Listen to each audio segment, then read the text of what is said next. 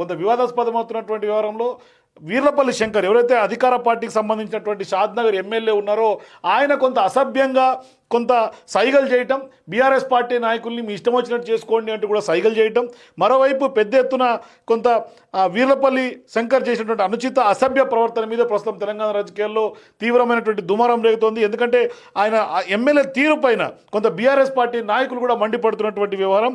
షాద్నగర్ అధికార party MLA అయి ఉండి వీర్లపల్లి శంకర్ ఈ విధమైనటువంటి ప్రవర్తన ఎంతవరకు కరెక్ట్ అంటూ కూడా ఇవాళ సభ్య సమాజం అందరూ కూడా క్వశ్చన్ చేస్తున్నటువంటి అసెంబ్లీ ప్రజా సమస్యలు చర్చించడానికి, లేదంటే వాస్తవానికి ఇక్కడ ప్రజల్లో ఉన్నటువంటివి కానీ లేకుంటే ప్రభుత్వం అమలు చేస్తున్నటువంటి విధానాలు, మరోవైపు సంక్షేమ పథకాలు, ఇట్లాంటి అంశాలు చర్చకు రాకుండా ఈ సభను తప్పుదోవ పట్టిస్తున్నారు బీఆర్ఎస్ పార్టీ నాయకులు అంటూ కూడా కొంత అధికార పార్టీ ఎమ్మెల్యేలు చెప్తున్నప్పటికీ మరి ఇప్పుడు అధికార పార్టీ అయినటువంటి ఎమ్మెల్యేగా ఉన్నటువంటి వీర్లపల్లి శంకర్ అక్కడ అసెంబ్లీలో ఉన్నటువంటి పేపర్లను తీసుకొని కొంత దాన్ని బాలులాగా మడిచి వాళ్ళని కొడుతున్నట్టుగా కొంత చూపించడం, అంటే మొన్నటికి మొన్న కూడా వీర్లపల్లి శంకర్ ఇప్పటికే ఒక కులం మీద దూషిస్తూ చేసేటువంటి వ్యాఖ్యలు ఖచ్చితంగా సీఎం రేవంత్ రెడ్డికి కూడా తెలియకుండా ఖచ్చితంగా అందరినీ కూడా పాత్రేస్తామంటూ కూడా తాజాగా చేసినటువంటి వ్యాఖ్యలు పెద్ద ఎత్తున దుమారం రేగాయి. వెలమ సంఘం అంతా కూడా తెలంగాణలో ఉన్నటువంటి అందరూ కూడా తీవ్ర స్థాయిలో మండిపడ్డారు ఆయన వ్యాఖ్యల పట్ల. సో ఇప్పుడు ఆ వ్యాఖ్యల దుమారం ఇంకా కొనసాగుతున్నటువంటి ఇప్పుడు అసెంబ్లీలో వింత ప్రవర్తనగా చెప్పుకోవాలి వీర్లపల్లి శంకర్.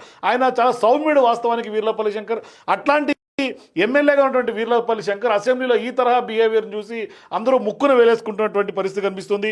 మరోవైపు ఏ ఒక్క మనిషి కూడా అంటే అంత అసభ్యంగా ఎవరు కూడా సహజంగా కూడా చూపించరు. అట్లాంటిది ఎమ్మెల్యే అయి ఉండి అధికార పార్టీ ఎమ్మెల్యే అయి ఉండి ఈ విధంగా బీఆర్ఎస్ పార్టీ ఎమ్మెల్యేల పట్ల కొంత ప్రభుత్వంలో ఉండి కూడా ఆ తరహాగా చూపించారు, అసెంబ్లీలో ఇలాంటి సైగలు చేశారంటే చాలా సిగ్గుమాలిన చర్యగా చెప్పుకోవచ్చు. మరోవైపు మంత్రి పొంగులేటి మాట్లాడుతున్నటువంటి తరంలో ఈ ఘటన అంతా జరిగింది. మంత్రి పొంగులేటి మాట్లాడుతున్నటువంటి క్రమంలో వెనకలో ఉన్నటువంటి వీర్లపల్లి శంకర్ ఆ స్పీచ్ని అడ్డుకుంటున్నటువంటి క్రమంలో ఆయన చేతిలో ఉన్నటువంటి పేపర్లని కొంత మడిచి చించి విసిరేయటం, అది కూడా ఎమ్మెల్యే మీద విసిరటం అనేది కొంత కొట్టినట్టుగా అంటే బాల్తో కొట్టినట్టుగా వాళ్ళని కొంత దాడి చేస్తున్నట్టుగా చూపించడం అనేది కొంత తీవ్ర స్థాయిలో విమర్శలు వెల్లువెత్తుంది. మరోవైపు ఇప్పటికే హరీష్ రావు కూడా స్పష్టంగా డిమాండ్ చేస్తున్నారు. కేసీఆర్ సంబంధించినటువంటి ఏదైతే బీఆర్ఎస్ ప్రభుత్వం అప్పట్లో కేటీఆర్ సంబంధించినటువంటి ఫార్ములా ఈ రేస్ మీద సభలో మాట్లాడడానికి అవకాశం కల్పించాలని బీఆర్ఎస్ పార్టీ నాయకులందరూ పట్టుబడుతున్నారు.